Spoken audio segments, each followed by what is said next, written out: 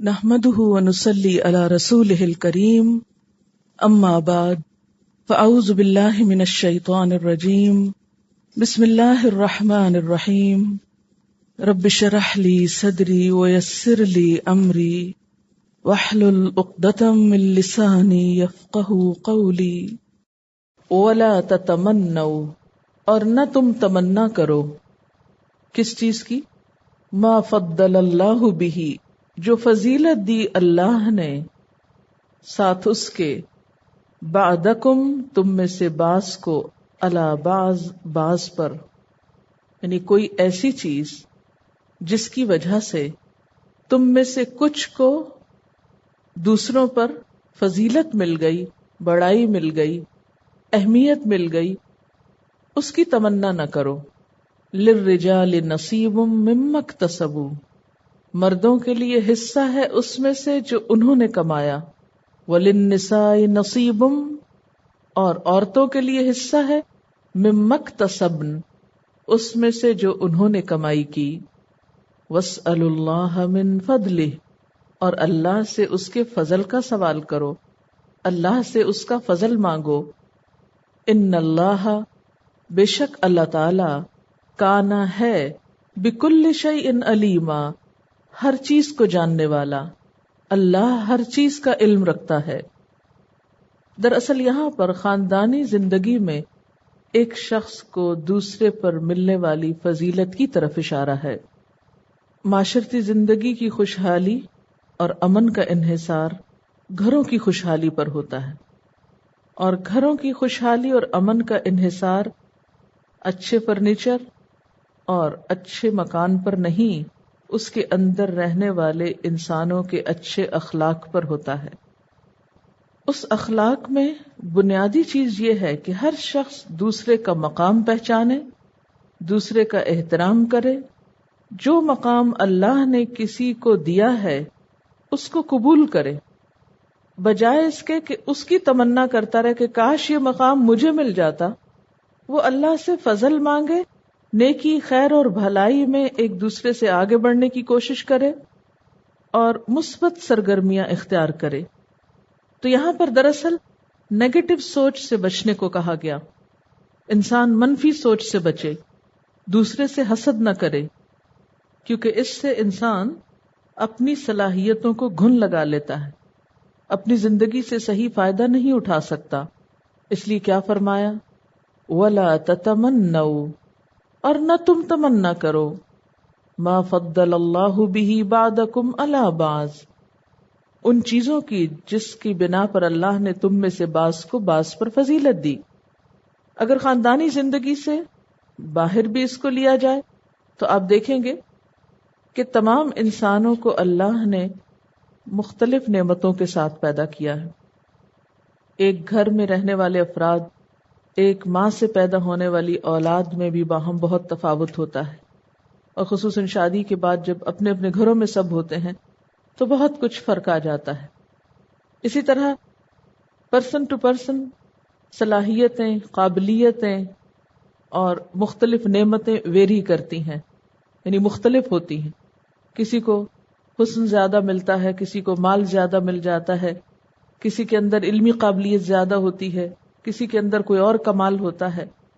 تو بجائے اس کے کہ انسان دوسرے کو ملنے والی نعمت پر جلتا اور کڑتا رہے اور اس کی حسرت میں مبتلا رہے، اسے کیا کرنا چاہیے کہ جو کچھ اسے ملا ہے اس پر نظر رکھے، اس پہ قناعت کرے، خود کو ملنے والی نعمت اور صلاحیت سے بھرپور فائدہ اٹھائے۔ اور خصوصاً یہاں پر پھر مرد اور عورت کے باہمی مقابلے کو منع کیا گیا ہے۔ فرمایا کہ دنیا میں تو اللہ تعالیٰ نے بعض کو بعض پہ فوقیت دی ہے، لیکن اللہ کے ہاں اجر و ثواب کس کا زیادہ ہوگا؟ جو زیادہ سے زیادہ اچھے کام کر کے آئے گا۔ للرجال نصیب مما اکتسبوا وللنساء نصیب مما اکتسبن، مردوں کو اس میں سے حصہ ملے گا جو وہ کر کے آئیں گے۔ اکتسب اور کسب کس کو کہتے ہیں؟ ہاتھ کی کمائی، یعنی جو کوشش، محنت، کام خود کیا ہوگا اس کا کریڈٹ دیا جائے گا۔ کسی کو اس وجہ سے بڑائی نہیں قیامت کے دن مل جائے گی کہ وہ مرد تھا، اور کسی کو عزت اس وجہ سے قیامت کے دن نہیں مل جائے گی کہ وہ عورت تھی.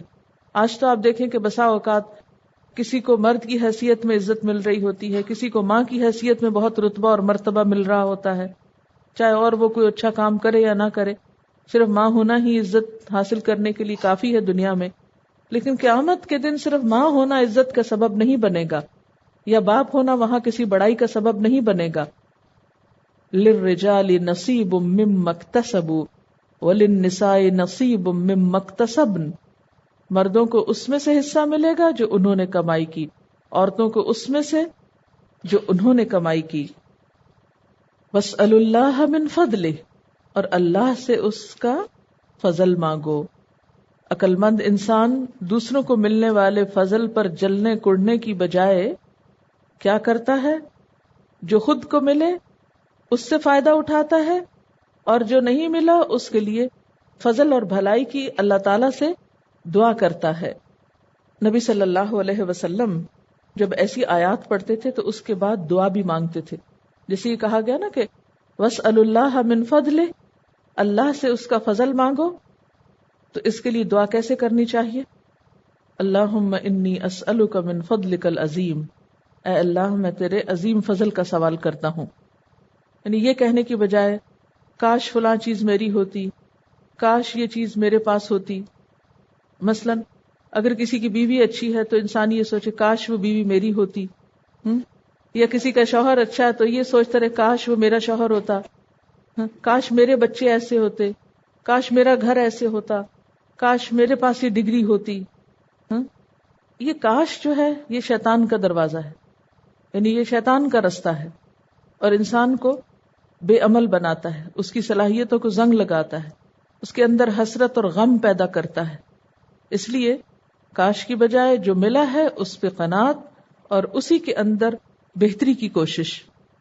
اس آیت کے بارے میں یہ بھی آتا ہے کہ حضرت ام سلمہ رضی اللہ تعالی عنہا نے عرض کیا کہ یا رسول اللہ صلی اللہ علیہ وسلم، مرد جہاد میں حصہ لیتے ہیں اور شہادت پاتے ہیں، ہم عورتیں ان فضیلت والے کاموں سے محروم ہیں، ہماری میراث بھی نصف ہے.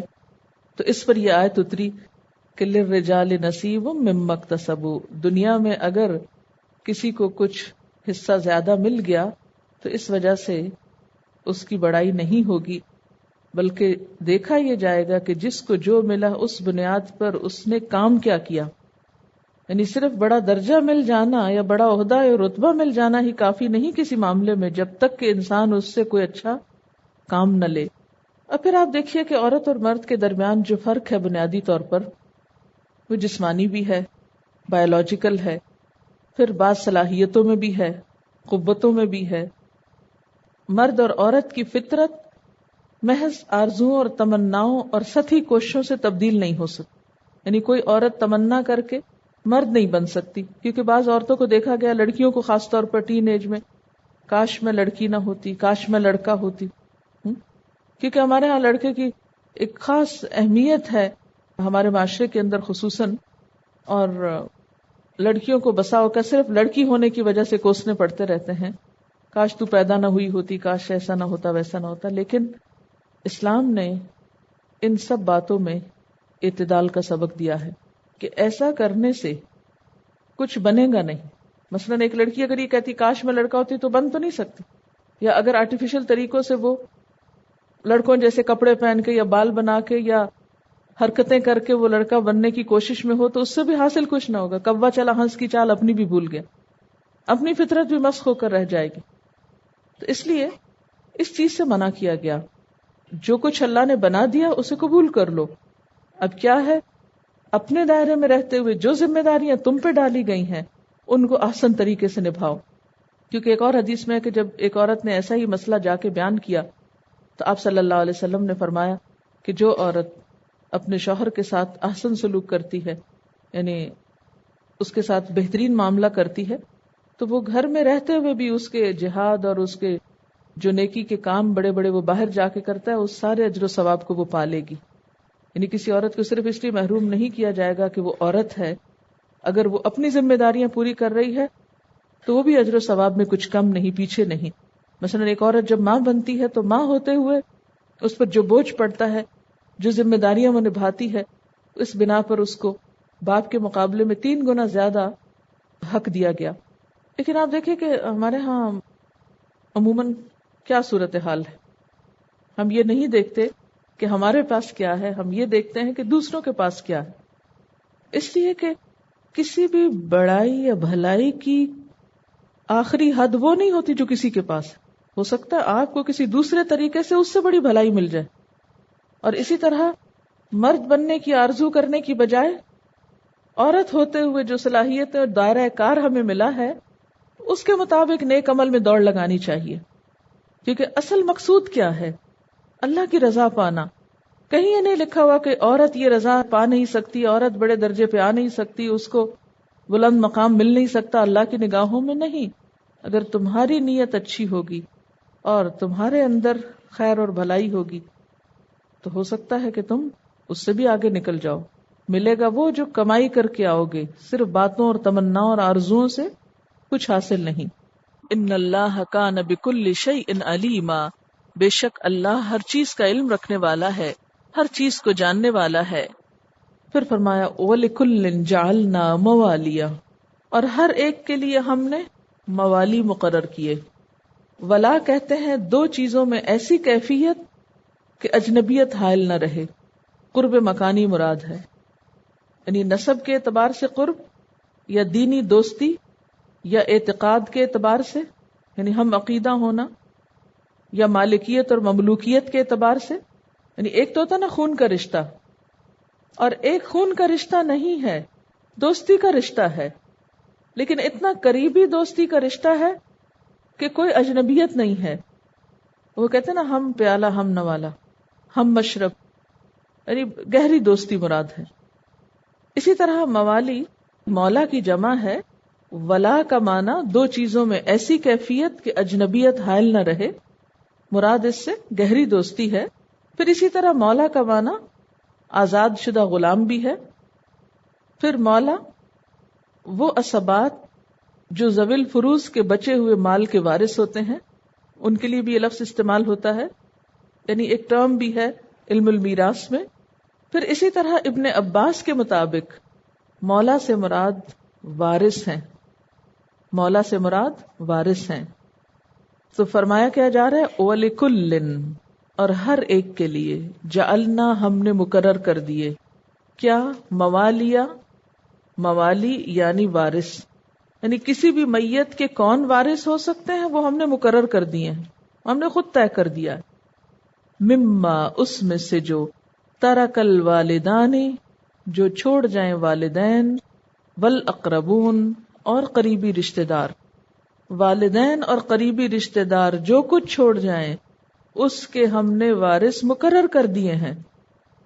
والذین عقدت ایمانکم، اور وہ لوگ کہ گرہ باندھی، عقدت گرہ لگائی، ایمانکم تمہارے عہد و پیمان نے، یعنی جن سے تمہارا قریبی تعلق ہوا، جن سے تمہارا عہد و پیمان ہوا، ان کے ساتھ کیا معاملہ کرو؟ فآتوہم نصیبہم، ان کو ان کا حصہ دے دو.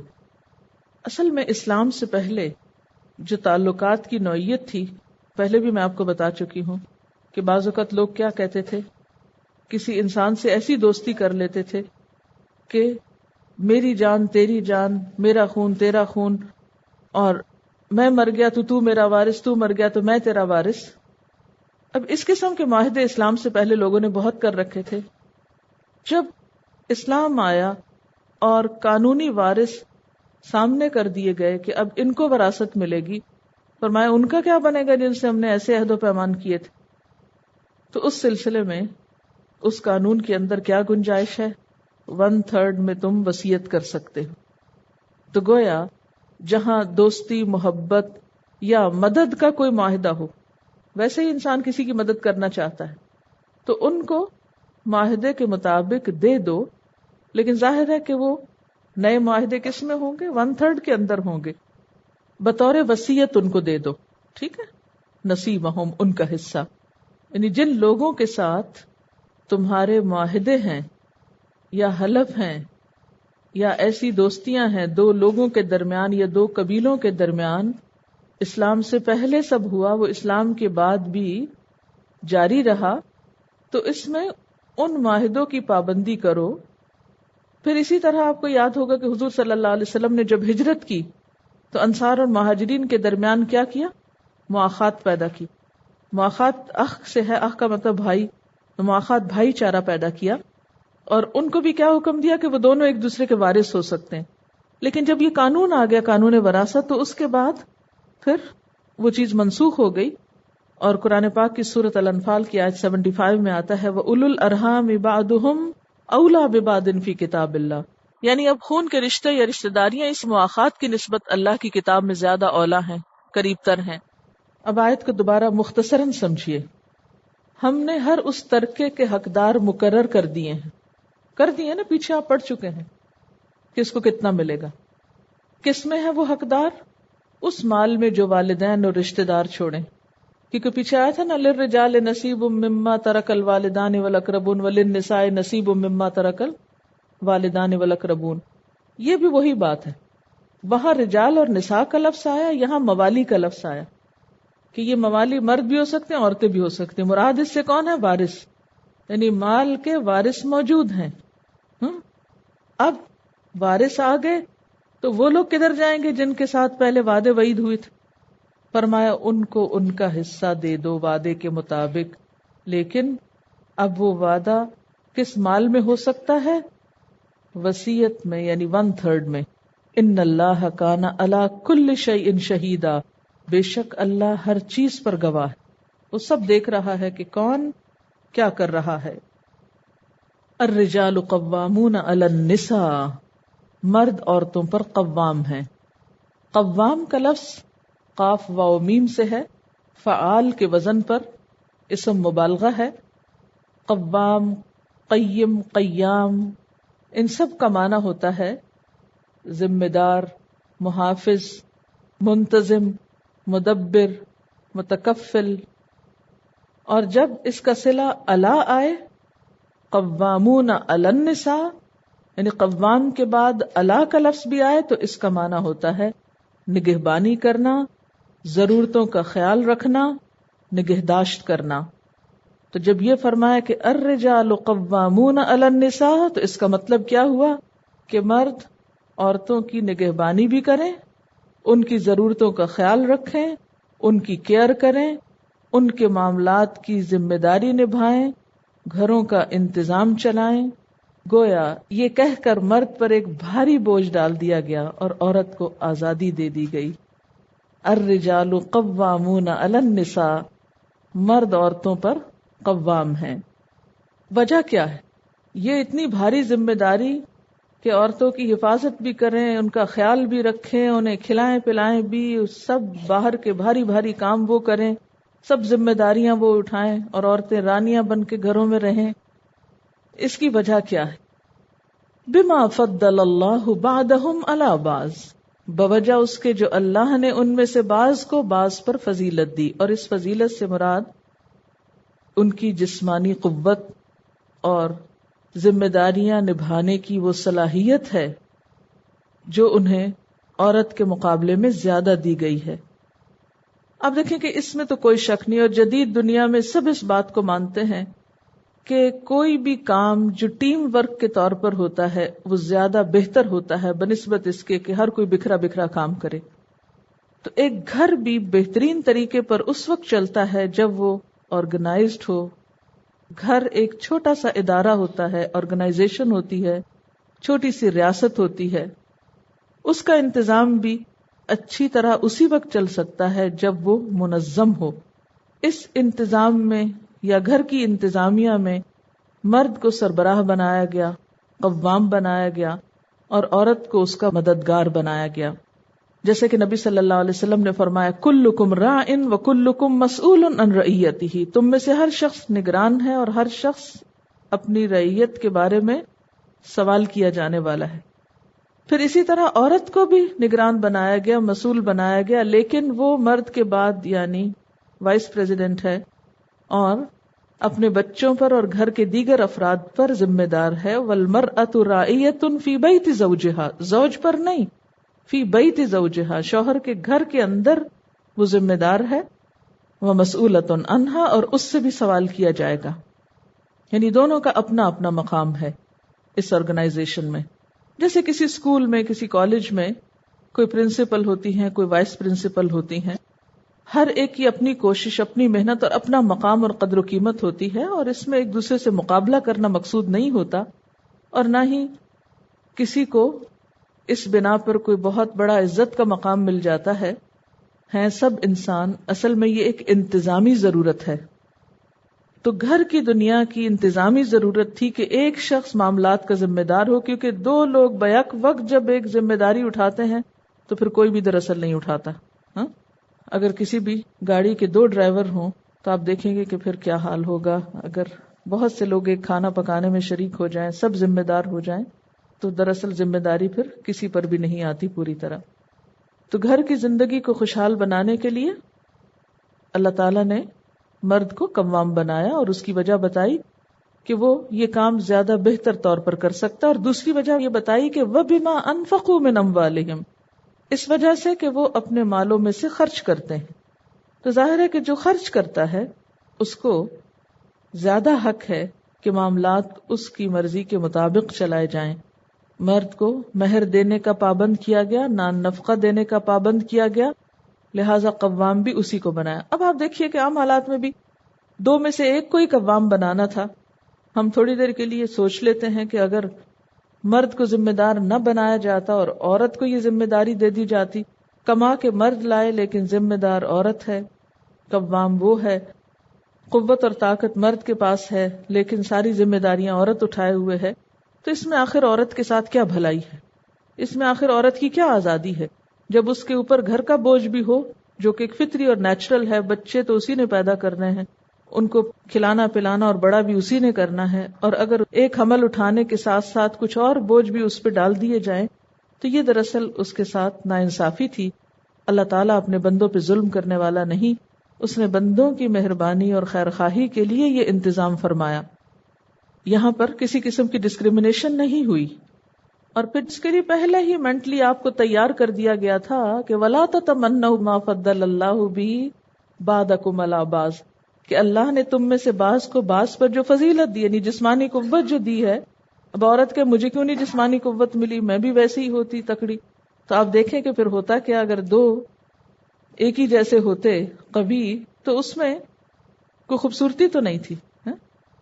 تو دونوں کو ایک دوسرے کا بہترین جوڑا تو بنایا گیا، لیکن ایک دوسرے کا اپوننٹ یا حریف نہیں بنایا گیا، کیونکہ کوئی کشتی تو نہیں کرانی تھی گھر میں کہ دونوں کو پہلوان بنا کے چھوڑا جاتا.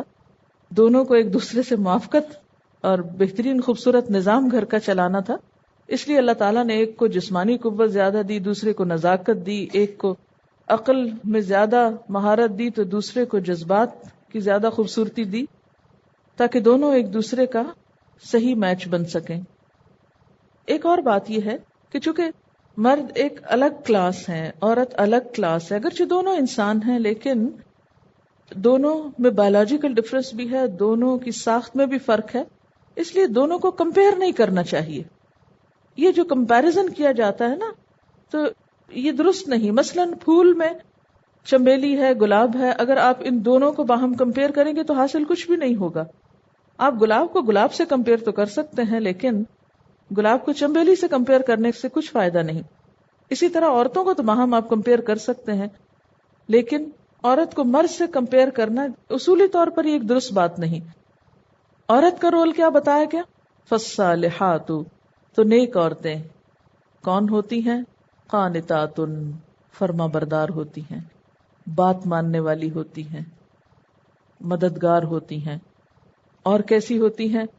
حافظات، حفاظت کرنے والیاں ہیں، للغیب، غیب کی یعنی رازوں کی، بما، بوجہ اس کے جو حفظ اللہ، اللہ نے حفاظت کی، کیونکہ اللہ نے عورت کے حقوق کی حفاظت کی. اسی طرح اللہ تعالیٰ کو ایسی عورتیں پسند ہیں جو اپنے گھر کے شوہر کے رازوں کی حفاظت کرنے والی ہوتی ہیں، نہ کہ جگہ جگہ چگلیاں کھانے والی اور شکایتیں کرنے والی اور ہر جگہ اپنے ہی لباس کو پھاڑنے والی.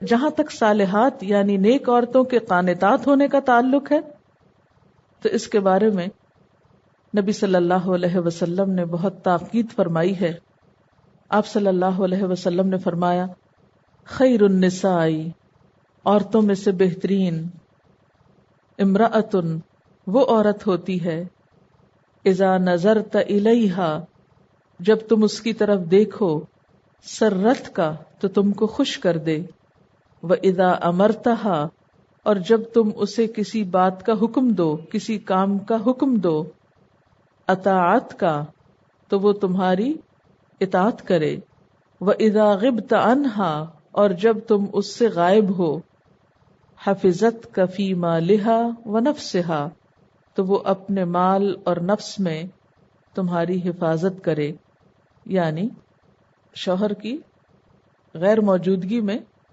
اپنے نفس اور مال کی، اپنی عزت و عصمت کی حفاظت کرنے والی ہو۔ ایک اور حدیث میں آتا ہے کہ جو عورت 5 وقت کی نماز پڑھے، اپنی آبرو کی حفاظت کرے، اپنے شوہر کی بات مانے، وہ جنت کے جس دروازے سے چاہے داخل ہو جائے۔ نبی صلی اللہ علیہ وسلم نے فرمایا کوئی عورت شوہر کی اجازت کے بغیر روزہ نہ رکھے، یعنی نفلی روزہ، یعنی عبادات میں بھی شوہر سے مشورہ کرنا چاہیے۔